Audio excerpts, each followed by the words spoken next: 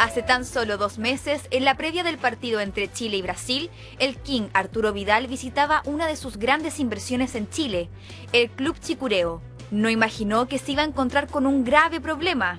Esta vez, sus trabajadores no le pidieron fotos, sino explicaciones. Arturo se encontró con el descontento de varios que se quejaban por el no pago de sus imposiciones. Pero no solo era este el problema. También había un gran deterioro de los sillones y las máquinas del lugar. Todo esto habría producido un gran conflicto, ya que el seleccionado nacional habría encarado al familiar a cargo, al ver que todo estaba en mal funcionamiento y sin tener ninguna respuesta al porqué. Hace pocos días, el King se encargó de demostrar su descontento a través de esta publicación en sus historias en Instagram, donde cuenta con casi 17 millones de seguidores. Las irregularidades llevaron al King a querellarse en contra del encargado, quien también es su familiar cercano. El documento judicial incluye la denuncia de 2 delitos: administración desleal y contrato simulado. La defensa de Arturo contabiliza la cifra de $5 millones de daño patrimonial que habría sufrido el futbolista, cifra que se traduce en más de 4.000 millones de pesos chilenos.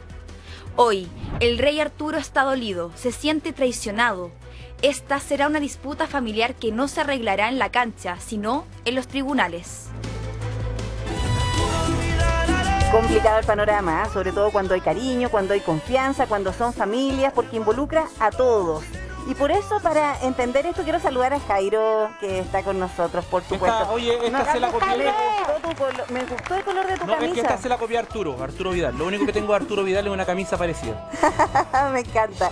Oye, Maca, te quiero hacer una pregunta. Cuando hablamos de administración desleal y contrato simulado, ¿qué es la querella la figura legal por la cual se querelló Arturo Vidal contra su primo? ¿Qué quiere decir? Qué duro, ¿ah? Sí, porque pues, contra el primo. Así que lo primero que quiero decir es solidarizar con el rey Arturo. La verdad que nos ha llenado siempre de mucho orgullo a nuestro país y la verdad que es lamentable que esté pasando por esto. Efectivamente, la querella fue presentada en el 7º Juzgado de Garantía de nuestro país y tiene estos 2 delitos. Contempla, por un lado, que es la administración desleal, que es cuando una persona tiene, ¿no es cierto?, el poder, el mandato para administrar el patrimonio de otro. Es decir, tiene un deber jurídico de tutelar ese patrimonio y lamentablemente, sea por acción o por omisión, resulta que hay un perjuicio en ese patrimonio de la persona a la cual está administrándole el patrimonio, que sería lo que habría hecho, ¿no es cierto?, presuntamente el señor Carlos Albornoz, que es primo de Arturo Vidal. Claro, lo que acusa es que en principio esta sociedad, él tenía 99% Arturo Vidal. Exacto. Y el 1% de participación el primo.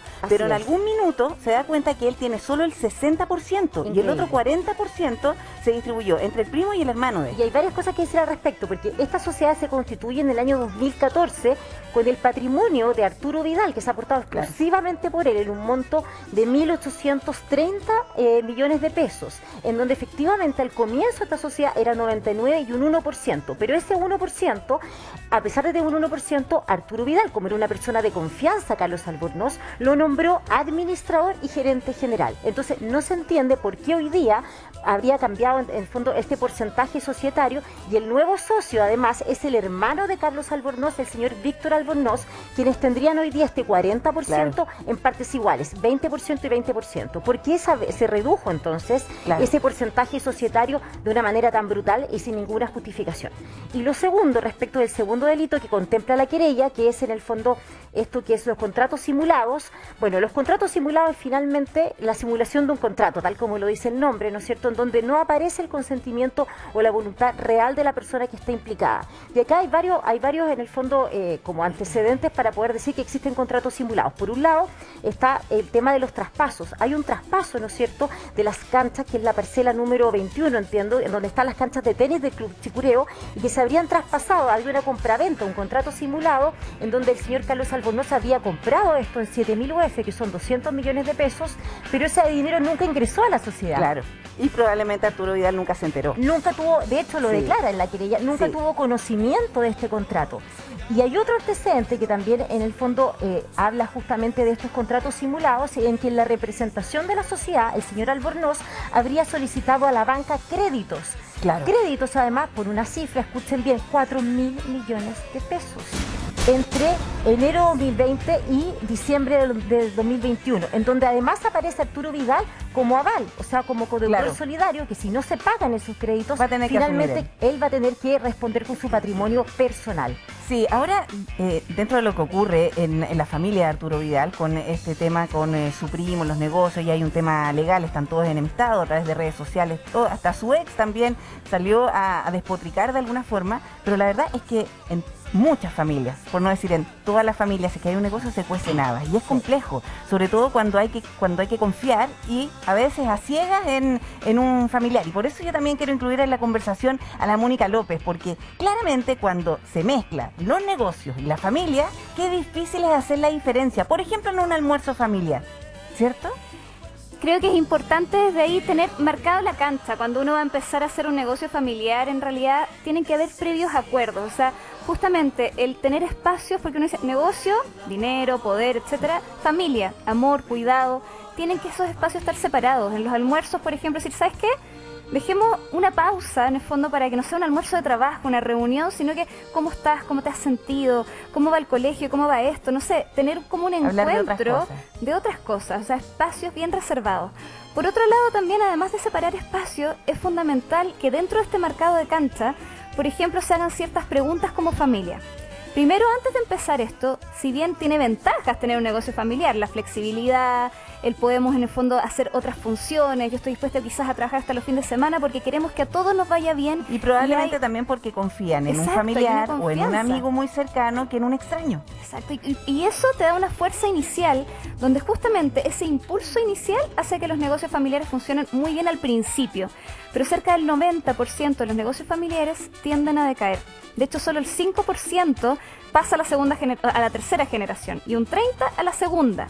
Entonces, dentro de este mercado de cancha, mira, es buen dato también, así como saber que muy pocos sobreviven. Es un buen dato, porque te quiero preguntar a ti, Iván, ¿tu abuela fue la que partió con el negocio de la funeraria? Sí, mi abuelita partió con el negocio de la funeraria, pues yo trabajé con ella un año, de los 20 hasta los 21, y después me independicé de ella. ¿Tú te independizaste porque tú aprendiste del negocio? Aprendí del negocio. ¿Volaste con tus propias alas? No, aprendí del negocio y soy bueno para los negocios de pequeño. Tenía un carro de completo, tenía un taxi, compraba, vendía autos, ya a los 21 años.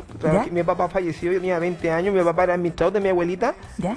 Tomé un año la funeraria, una sucursal de ella. ¿Ya? Y después decidí por temas familiares que no son muy... siempre tienen un buen fin. Yo siempre incentivo a hacer los emprendimientos, por lo menos, que partan solos. Todo lo que tenga relación con familia, parejas y amigos, nunca tiene un buen fin. Uy. Yo sé que siempre hay excepciones. ¿Y en algún minuto tú confiaste en algún familiar o un amigo cercano para hacer tu negocio? ¿O siempre eso lo dejaste súper claro? La verdad que en un momento, pero superficialmente hablando. ¿Pues tú tienes una buena relación con tu familia? Sí, muy buena relación. Superficialmente hacía negocio, pero me daba cuenta de unos detalles. Normalmente pasaba la diferencia que quién trabajaba más, quién trabajaba menos, quién ponía más, quién ponía menos, quién trabajaba los domingos, quién no trabajaba los domingos. Y ahí se producía algo súper complicado que a mí no me gustó realmente. Mira. Y yo dije, acá gano solo o pierdo solo. Y era como mi dicho y finalmente ahora llevo 21 años con la funeraria y fomento yo la independencia de los emprendimientos. Ahora cuando las empresas crecen, necesitan de repente de inversionistas, de gente que planifique la empresa, pero siempre con una visualidad de lo que está pasando en la empresa, porque si uno está 1 año, 2 años, 3 años o 5 años fuera, sin duda van a pasar problemas. Eso claro, es cierto, es como que al ojo del amo engorda el ganado. Eso mismo. Oye, Iván, que además a ti te ha ido tan bien que tenemos mucho que aprender de tu experiencia. Sí, no, aquí abierto a contarle. Normalmente hago charlas a emprendedores para incentivarlos. Por eso mismo, qué bueno. Sí, no, si te vamos a escuchar con mucha atención.